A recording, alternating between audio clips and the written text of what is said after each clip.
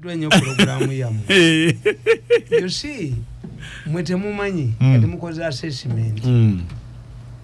Abo bonna bakubya amasimu. Tewali gwenzikiriza wange kuwasaayo. Lwaki? Era bwe bakyali wange mbayisa muyinzi ewange waliwo ka gate kempisamu abasiru. Weruwambwa. Embwa zange tozisinga busiru n'abaana ba. Ate lwaki? Nze nakagimu nfulumiza abasiru ewange. Kakati makamba bulire. When you talk about the SMP, you don't know what is happening to him. Yuda Iskariyoti bwe yatunda Yesu. Sente yaziteekawa. Yazingako n'aziteeka mu gundi mu nkutu ye. Ani yazironda? Oba awo tetumanyi. Singa olwali tukedde ku makya ntugamba. Tiwaliwo omusajja yabbye enkota y'ettooke naye mulemedde ku muntu agisudde mu masaŋŋanzira. Ani agirondawo? Abayise. Tewali. Leyo masaŋŋanzira tewali agironda. Twakola n'enkoko ze basudde mu masaŋŋanzira nga mulalu yazironda. Ekonomi yali nnungi. Anti kakati gwe kyenkubuulira twatyanga bibamba byayo. Abaganda tuyita bibamba. Kyekisera ne kigenda naani? N'atutte. Nze nalonda sente ku mulembe gwa Amini. Mama wange n'agoba. Nakugoba? Ziziyo wazisanze. Wazizaayo? Kitange Yohana Mirundi. Mama we gye bamuzaala. Ate ekikwewuunyisa jjajjange gye yawasa mu 1917. Ate no obukojja bwa taata bwe bukojja bw'oyo Tamale. Bava mu nnyumba egi. Naye bw'oba ova ekiwangala bayitawo mu kigaba. Taata yali ava mu bukojja bwabwe be bamu. Obukojja bwa Tamale bwe bukojja bwa taata. Yali ava bava kiwangala. N'ayoola akakulwe. Kakati ng'abaana bato bwe bazannya Mirundi atwala akakulwe. Nyina batuuse ekaliisizo. Nyina yamubuuza nti akakulwe okajjeewa.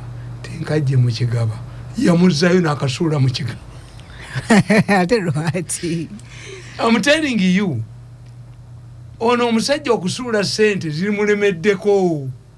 Bobi Wine yabayiyizizza enkola. Aboogera ababbye ssente mwena aleemu bazikanyuga. That's what you don't understand. Nange Bobi Wine namukoledde omulimo. Sente zonna nalweso zaagaba okumala emyaka 5 nazifunye. Waliwo n'omulala agaba nazo ngenda zifulumya. Bagabira ba opposition ife tebatuwa. Bobi Wine tumuweereza eri n'amulisa. Kati mwe baba bawadde munaasirika. Ati kyenkubulya. Lwaki ife tebatuwa? That's what I supported your phone kuba lukwago. Namboze yali mu America. Naye omwana wa Museveni bwe yagenda okuzaalira ebweru bagamba nti Muwanga Kivumbi yagamba nti zikola maternity ward zimmeka. Kakati abeena ali mutwakkiriza babakwata tukitayo imperialism. There is a time when you satisfy the opposition and you take you don't care. Museveni does not care about NRM people. Ye ayagala kusatisfying bawa. It was written about Namboze's expenditure in America. Ni nyumba ajinayo. When NRM kitaewa abuchana yeta ina nampeke ya Panado. Do you believe if it was me who needed medical care balimpa descend mu State House bashe bakuwanga akolera president tikiriyo? No, the only thing they have given me is a vehicle which I nganze njitekamu amafuta n'abasirikale kunkuuma. Why? If I'm killed ani ayagala okunzitaba mu government siyina kivali gyenkirabamu. And the public believes that when you see him with the security ali nabo ngandi nabo mumpadde ki mu motoka. And what have you given me? Ebyo bya motoka mbigamba batalina nina motoka ewange ezimezemu n'omuddo. Ewange motoka tujoogererayo. Nawe no wali bagidizaayo ng'ono kagabo bwe yazizaayo sente. Bajogere njivuge ku police station. I send it to the nearest police station. Tabajitwanangako. So what we are arguing now is moralistic. Why should a moralistic person do? Togama nti sente teyazirya. Sente yazitwala naye Bobi Wine atukoledde omulimu okumulisa emisege egiri ewuwe. Ono musajja kimutambuza naki ye Yuda Iskariyoti yali mu Yesu olukwe. Sente zimubonyaabonya. Ojja kulya ne pasaka zirete nzisabire azifere aziriye. Kakati mu Uganda, that's the problem you have. Instead of thanking this man, he has realized he made a mistake. Lwaki abulidwa sente waziteeka? Abulidwa sente waziteeka wali ayasobola okubula azizaliza nguzi zituwe gwe Katonda yakkolimira otunda kigere. Olunaku lwe wava mu ssomero n'otandika okutunda ebigere n'otambula n'abantu Katonda yakkolimira. Eyo ndowooza ye nawe eyo ndowooza ye poverty. Bana bavuze emmotoka mu kigere gwo bamanyi. Abo si ba kigere. Nanze mbabulya mbagamba. Tibulya mu kigere ekye-13 nze siryayo ndya kyamutwalo. Lwaki? Owe-13 nga bamuwadde emitwalo 5 akutta akuteeramu obutwa. Ezo sente zikwatangako. But awo wendi enkoko manyewo. Kati pato yagulawo. Naye waliwo amwenyina wa Besigye. Mwenyina wa Besigye yayina obufu bungi nnyo. Nga kitegeeza mwenyina wa Besigye mugezi muyigirize tasobola kumpa butwa. Era bwe nabeerangawo ng'ajja n'ambuuza nako. Wabula mwenyina wa Besigye ayina wano akafo akalala kalinaanye ku Gonde. Oyanfubutula emisinde yali ankuba ecupa ya bbiya muntu. Is it the man who abuses my brother every day? Wano kugo yakasuka ecupa ya bbiya yanzise. Naye ate ono mulala muwala muto mulungi nnyo. Sisa wa Besigye kakati pato yakagula. Awo wendi enkoko why? Hata obulidde w'abantu. Anti no. An educated person knows the postmortem. If you kill this man, they can subject his body to postmortem. Mulwakuba byonna mwabyonoona. Mulyanguzi. Noga nti omusajja yavudde mulago. Naye examininga omusajja ono oweebuye kwe nga yeesimbye bw'ati. If you analyze the body of a person who has committed suicide, yenyaga. Tubimanyi. Kakati abayigirize mumulabye ensi yamwenge etabuse sente babagula. Kakati omuvusajja oyo kyabagamba sente Bobi Wine atukoledde omulimu gw'amaanyi. Buli muntu yenna abadde alya sente wa Museveni Bobi Wine amukuba kati bazikanyuga bajja kanyuga nnyingi n'amayumba bajja gakanyuga n'abantu ne batukolera omulimu. Baleese muwanga kivumbi bamuvulunze mu ttaka kati beepikira ayisa kabanda. Bagaba sente na Sala agaba ne Gondi agaba fete batuwa. Take for example, let me tell you, this is a very unique system. Nti bucha no mumanyi. Tata wita ina na panado wadde yalwala cancer. But buchana ate bwe kibatukolera obubi. Omwana wa buchana yagenda mu police ne bamutochalinga n'agwa eddalu. Abaana bange babiri ba dokita bwe bakola ebigezo okukola masters. First of all, you must work in a government hospital. Baba goba linnya Mirundi. But kubanga mu government ya Museveni mulimu bbiri. Mulimu eya Museveni empemotoka n'abasirikale, mulimu ne subterfuge endala ekitambo ate ekikuba abaana bange. Government ya Museveni mulimu bbiri, 2 in 1. Tabu. Kakati n'otunulya Muwanga Lutaaya. Timuwanga Lutaaya omwana we yasoma n'amuweerera mu bunaku bwe. Muwanga Lutaaya mwete mumumanyi was a powerful man in the Democratic Party. Yali speaker wa yosi Gondi bana bavuka badde Yanga Democrat bali wide. After struggling to educate his child at the university, Muwanga Lutaaya after graduation moved from one NRM government to another. He failed to get a job. Who gave him his son a job? Bwanika opposition pastor Bwanika chairman wero C5 wakiso Matiya Mwanga omwogezi wa NRM Muwakiso ekitegedde. This is where the problem is. Tugenda kuva nnyo olaba nti ofuno yali akuba Lukwago. You were a staff of Museveni because Kampala State Authority is an authority. Tell me an authority which is not under government. The difference is that Kampala State Authority is under elected directors as opposed to appointed directors. Avuga emotoka ya milioni 5 najja ku navumira na kunamira ofunu. When they look at us, the numbers, they think we are fools. Time has come, ekiziko katuchogerereko.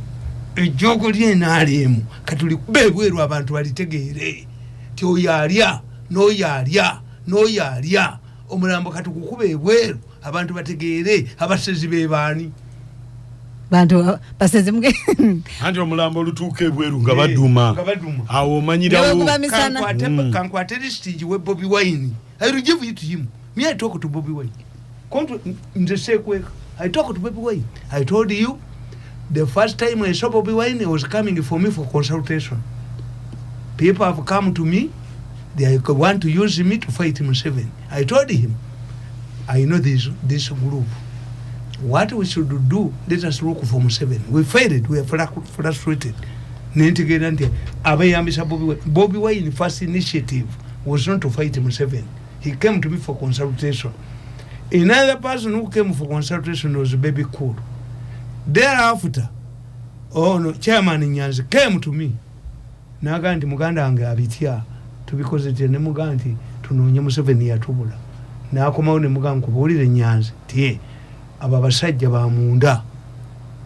Ngana Luisa wali. Luisa yebambye. Nakalema yebambye. Bani bebambye. Ngati bamenyeze n'ebyuma bya miso. So therefore omusajja ono mu mujajinge Yuda Iscariot sente teyazirya. This is a result of Bobby Wine, which I support. All of those people in Sekezi that have been in the morning nagamba abasiramu tinze sitya kusanga Allah lwaki kubanga babasiramu bagamba nti shiriki amasitani agali ku nsi ga Swaitani mu kisiibo Allah agayita n'agasiba enjegere mu ggulu ate sabe lyange lisigala likola ekitegereza Swaitani yange teyava mu ggulu kakati Swaitani ezo zasiba zize zigenda balumiriza gwe wajje wange n'endevu ezange tezina passport ezitwala mu ggulu kubaza wano okitegedde the logic of it ziri Swaitani ezize n'amajini masiramu kyobada bana bagandi bwe yagala okuba ejini bweteke gumba lyembize emitwetwe oba lyambale mwanda wea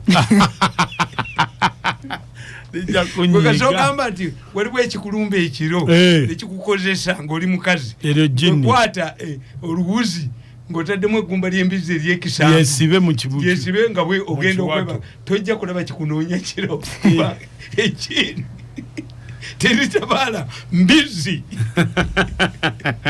ne bw'oba ogirya buli ng'embizi ogirya nga mugirya awaka ejjini teriyingira mu nyumba eyo kyobala kakati gwe tokiraba mu Baganda omukazi yenna bw'aloga eddogo talikolera mu byannyanja. Eddogo lya Baganda terilikolera mu byannyanja Mukasa takkiriza lwaki anti Mukasa takkiriza ddogo kakati gwe abasajja balowooza nti bakazi baabwe babaloga ofunangayo bumukene bwonga buna otambula mu nsawo y'ekkooti buli bazaleeta oba binyeebwa oba biki gwesooka onyenyemu mukene eddogo terikola mu byannyanja kubanga Mukasa Buganda witches don't operate in fish kubanga Mukasa w'ennyanja you are suspecting your wife that is applying witchcraft on you sula mu mukene always move with mukene tamuunye ko mukoti awunye nenge ndogoli wonyo wachiri awunye nenge ndogoli wonyo sajja kubalwanira taxi mukena avemo gwa mukoti agwe wansi ndibuba uli ekiteega tekirinya lusozi abaganda nga bagenda okwebaka bavunike ekalayimu ku mulyango main entry kyobalaba abaganda bakugamba tekinatta amakate kyeramba lujja okweramba come straight singo diageti z'abaganda zonna nozisigulawo mulimu emitwe gy'embuzi mulimu eddogo ekinatta amakate kyeramba lujja why it avoids the main entrance because there is witchcraft there in the main entrance of Muganda kati ekinakutta tekyeramba ki lujja kiyita bbali. This is what Muganda means. Kakati gwe bwoba ina mukazi wonga akuloga omanyi kyaloga nnyo tambula ne mukene sula munva mukene bonga kumi kenagena linye bei obata nalya nyenyako mukene munva eddagala ly'abaganda teriko lyambya nyanja kasa mukene omuyuya mu bwoti obanga ali mu powder form oba ali muki eryoba olimaze. This is what I'm having an alliance with this man, Bobi Wine. Let Bobi Wine expose those people so that the NRM gives us what we also. Politics is alliances. Politics is who gets what and when. Politics is sharing. Neta mwiza ganti mumuzimbia system ya NRM. Does he get a salary? Which salary are you talking about? Mukumpe mkubadisi. Salary chije mwogerako. Kitegeeza. Ono musajja judge this man in the real situation ti mwe gwayagala mbu bazikuletere singa osanga sente masanganzirani azironda feka nkubuli wetwakulira nga enkoko abantu banabiranga masanganzira neka twaliwo amatala waliwo ki kakati mumanyi nti waliwo company gyogenda ogende weyambulire mu nyumba ennyumba yo kasoji zimba nekulema okumala olabawo be nti olaba abalogo nno bajja kujeyambuliramu kuba kifulukwa. So because of you lack morals timwe mulowooza nti omusajja ono sente azibaleetere ez'ekibi ezimukabiridde sente za Yuda Isikalioti ze yatunda mu Yesu zimukabiridde ani yazirya bazisuulawa. Yes, encourage others be baagula esente zibalemeredde Bobi Wine baakubye nazibasesemya abala bali mu America bwebezeka bwebiwano bwebakola ki bwebajoga abantu segirinya mama we yagenze wa Mau Mau takuyinaako kizibu kyonna gwe mwagala okweyamisa the political window seba aveeyo mugambe nti Mau tuyambe omusango guwulirwe mangu sebagala segirinya zifeti ne munnetegerekeke nemo mwagala kiisa waggulu leko omukazi azaale tutegeere ayina ntumbi abadde ayambala tabulo oba talina lubuto. Why do you want to abort? Kubuza bujuliza. Segirinya should be charged immediately. All calls would be charged Segirinya, handle Segirinya's case expeditiously. Sukurumba Mau. By attacking Mao, you are avoiding trial. Why don't you insist that it should be tried? Lwaki omukazi agana okutwala omwana ku DNA ate neeza mwe muzigula nze tolinnya wange nti sikulabangako nti ojje wange DNA aya mukazi asobola okujja nti omulabangako tewowayi Tamale omanyigwe ti kiba kiyafadda president kiba kyomwana yavuddeyo nti amufaanana avuddeyo naga benda abajje wange many people mbakuba emboko omanyi maama wange yafa naye abantu baŋŋamba nti tolaba wano omusajja gubeeta Kaguta Kaguta talina Luganda na Museveni eyatigomya abantu ng'ali ne tumwebaze batigomya abantu bewakiso ala disi Kaguta. Many people believed that Kaguta was related to Kaguta family. It was a nickname gye bamutumira mu Kigezi High n'agyeyambisa. Yes, talina Luganda na first family. Naye Kaguta yajoga abantu n'akubawo ekiso yenna. Kaguta is he related to Museveni's family?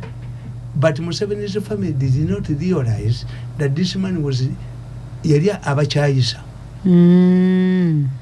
Nze tusobola many people nina abaana balinga bataano ate era bafuna emirimu. Do you know nti n'abaana bataano abanfaanana naye nga waliwo omutola nfaanana ennyo namubuuza naye taata maama we yajjako mu Kampala nti nedda ng'olowooza waliwo okwekwasaganya okwaliwo bwagenda mu banne bamulaba bagamba nfaanana naawe wamulabako nolaba ddala nange namulaba nga nfaananya ddala ne mugamba maama we abeerawo tyali toolo titoolo nti yali football yafa weni myaka nga jadda nga tonatandika kutabala yejjako mu Kampala nti no kakati nga omutwala ku DNA abaddugavu tufaanagana. Therefore the evaluation you should make about this man, this man is suffering from a curse.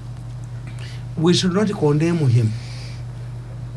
Yuda Iscariot was not sente zatunze mu Yesu ngani anazikwatako mubaleke batambule ne sente zaabwe nesiga bazikutuwe bazikole biki bazikole batya sente z'ekibyo zikwatako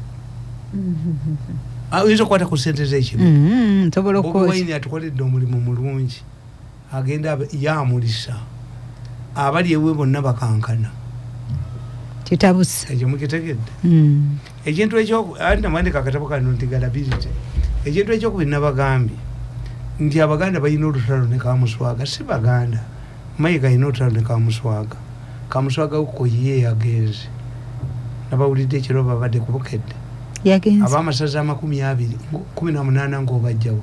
Kamuswaga is a unique person.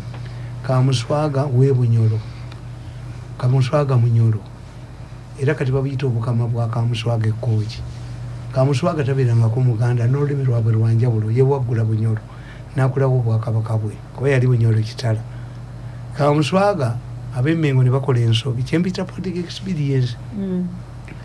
Abuma Yanja yabaga nti bwe munonooza ebya Kamuswaga ng'ate ekitebe kya disitulikiti y'e Rakai kiri ku ttaka lya Kamuswaga ebyaffe bijja kulwawo. Kamuswaga mulekeyo. Kamuswaga bwenti ye muserefu neyegirayo ebintu bye.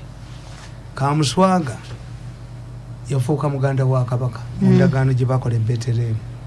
Kamuswaga wabeera ne Kabaka wabeera muganda we abeera ne Kannamulonde akatono wava muno ne Sendawula baakabajja Mayiga n'akabagobya kati Kamuswaga yeekutuddeko yagenze emipiira gy'ebika yakoze reediyo eyiye ataddewo amasaza agage baagenda ne bakola emipiira gy'ebika ng'abakooki azo ttiimu ezisamba sizeeyo bamasinale kati ekooki tewali musambi wa mupiira mu ssaza ly'ekooki ery'Amayiga mukooki fake kakati baalya miliyoni 3 omupiira bagugula mukimanya ekimukunja nti omupiira gw'amasaza bagugula promota n'agutegeka miliyoni emu biliyoni omupiira Kabaka gwabeerako n'ogunaasembayo n'ogusooka biliyoni egi emu kati omupiira gw'ekooki bagugula miliyoni ebi Kamuswaga n'akitegeera nga Mayiga alina okugendayo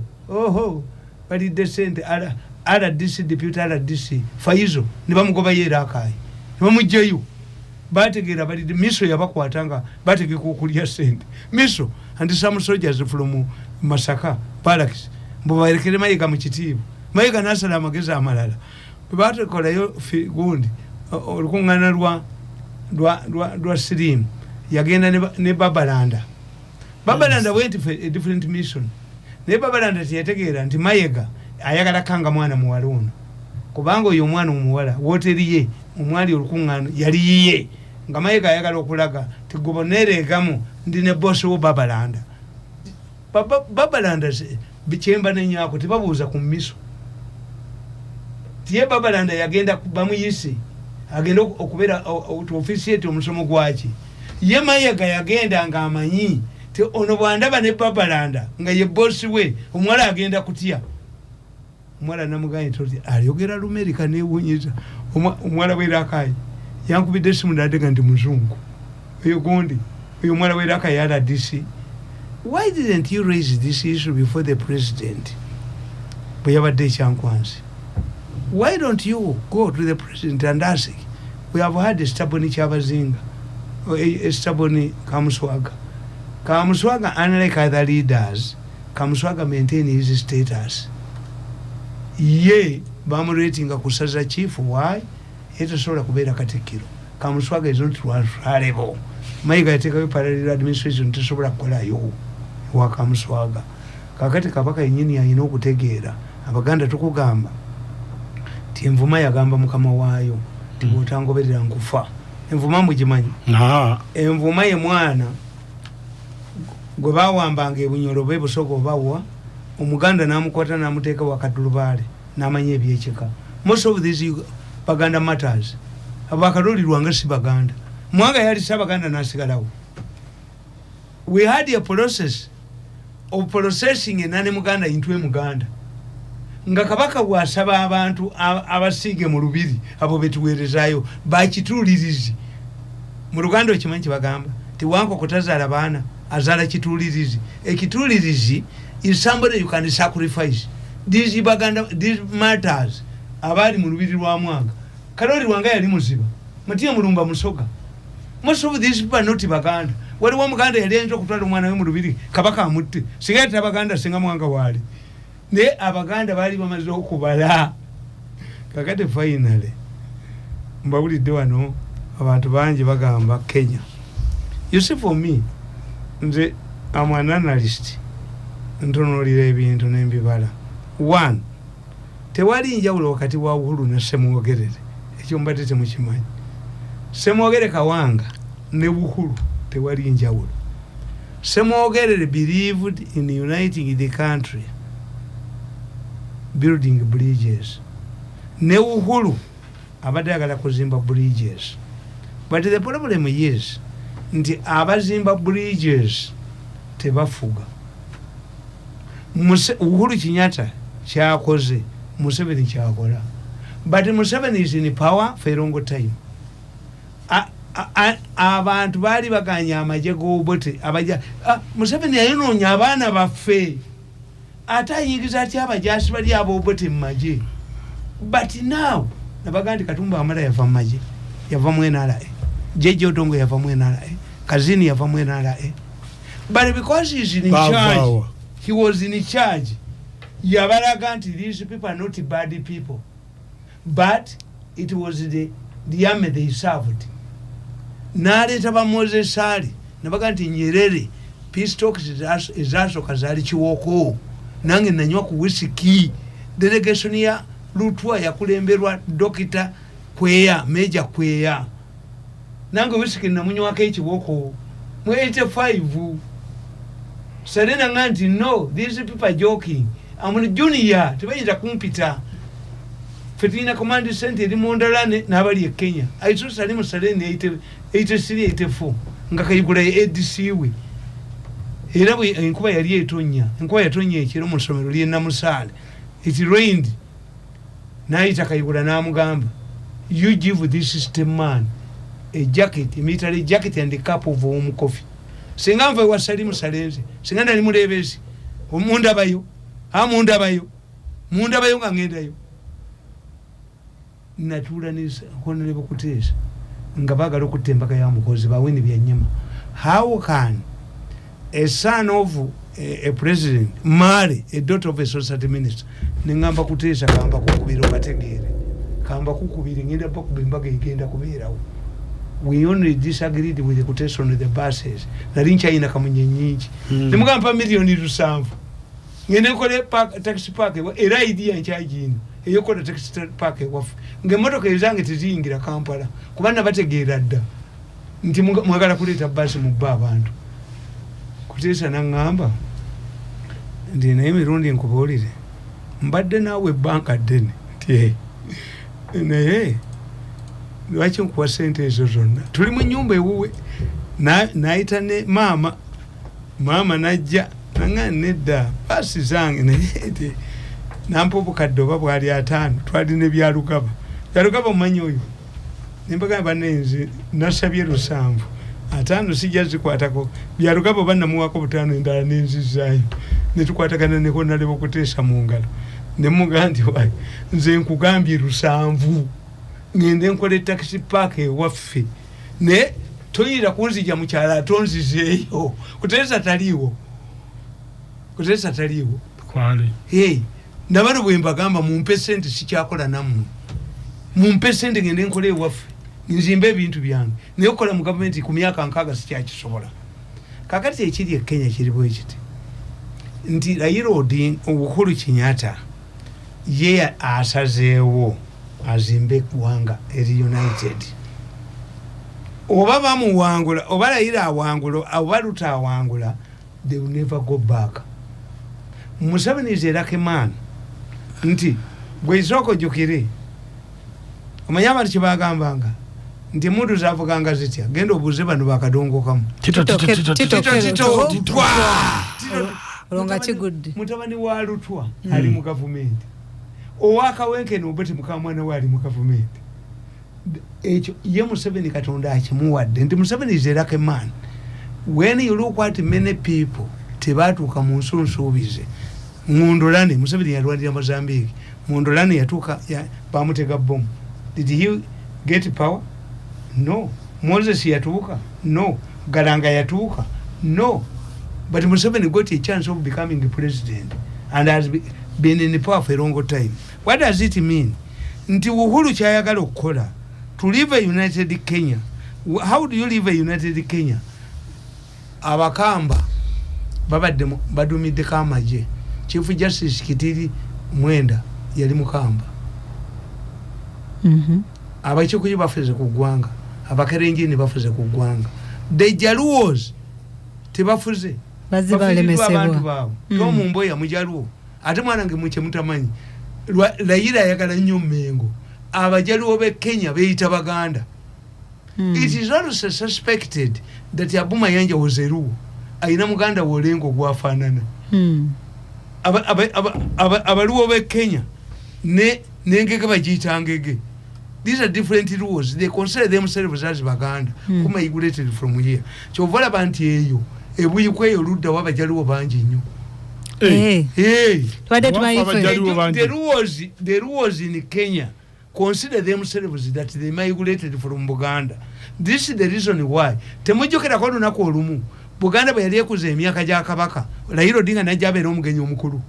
Museveni yamukuba mu kiro kimu Mayiga n'alya sente. Don't you remember this? That Museveni had not been invited by Mengo, but they had invited Raila Odinga Mengo. The rules in Kenya consider themselves as Baganda.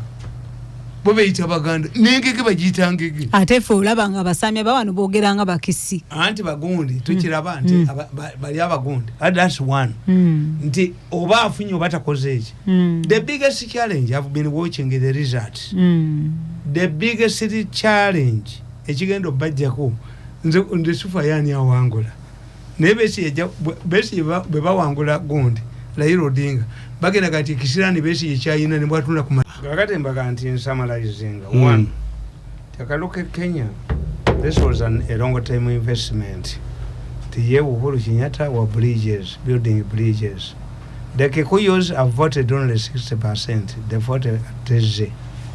That's one. Kubanga kitegeeza nti ne kundi tafunyeeyo Ruto. Tafunyeeyo.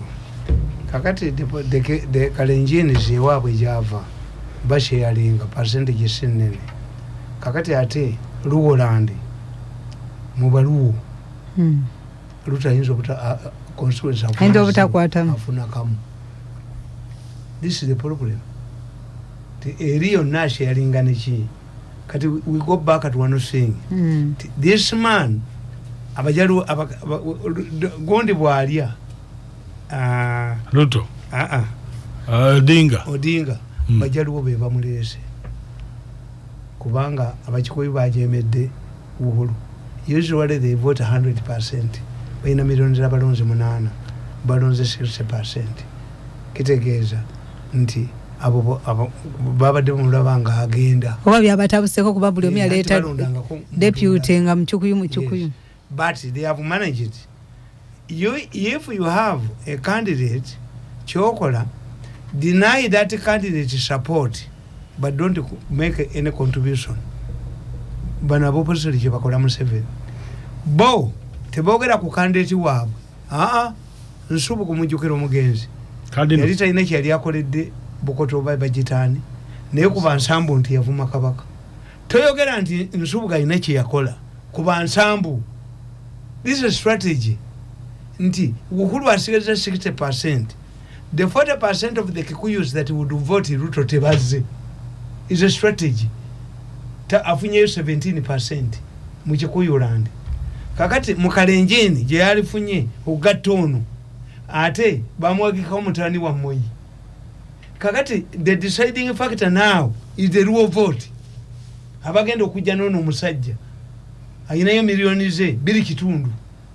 Kakati where eno yonna kijja nga bali neck to neck, but the thing is going to be decided by the vote from the Luo land. This is kakati ate omanyi kitegeeza mu politics nti abajaluwo bebeereetedde omuntu waabwe gondi tamuyinaako abakikuite bagenda kufuga ono era nabagambye whoever wins Kenya will never be peaceful. Ruto amaze okulaga nti mu ggwanga lyonna w'amaanyi naye has only been defeated in Luo land. What does it mean? The country is polarized again. The achievement of Uhuru tagifunye kyobola nti wano Museveni mugezi yabaleetedde situation ye yaje omanyina bagamba nti Museveni muzanyi wa puulu yakubye puulu n'esaasaana yakubye n'abaleetera abasika aba yabaleetedde Bobi Wine n'abaleetera Gundi Mau n'abaleetera Muhoozi situation waliwo omukono amukuba nabawulidde nabalabye nga bane akasajja kamwenda kageze nnyo nabalabye mu meeting kamwenda ne kabaga nti naye mumanyi Mirundi oyo Mirundi loses his temper n'ava ku line naye akomawo taluzinga musajja mugezi nnyo ne kagamba omusajja ne kamugamba ewa Edwin yadduse naye gwe lwaki osigala weka lwabwikale lwaki osigadde weka naga nti akasajja kagambye omusajja ti Mau wadde ali between a rock and a hard place naye Mau mugezi nnyo ekintu akimize ekintu kyofa kitugyeko akasajja kagambye omusajja nga nkalaba Mau omwana we mugezi nnyo. You see mwenda izonti tumwebaze tayina magezi naye mwenda ayina amagezi tumwebaze ye tayina. When I'm dealing with the two people I fear mwenda is intelligent. Mwenda yabagambye nti mutunuli abe Kenya, these are hardcore criminals but they have come together. If we don't come together, Edwin has run away. If we don't have to come together, gwembulira nga mwenda abulira munne batukubye Mau mugezi nnyo. You are talking about putting Mau in a rock and a hard place, but Mau is intelligent like Mirundi. Mau is intelligent like Mirundi. Mirundi bwakukuba yamugambi munne ngambalaba bwende nemu mwalide ku sente ngamanyaga musina kalabayo nte tunaba bagaba bagabye ani awandi bali stinga eri wa amawuli atagenda kufuna less than $50,000 ani awandika nange munange atete bampise bakuwadde ngo amawulire lidde tibampise bano ntibampise babadda kuyampise mu TV balieku nasulawe miliyoni aga balieku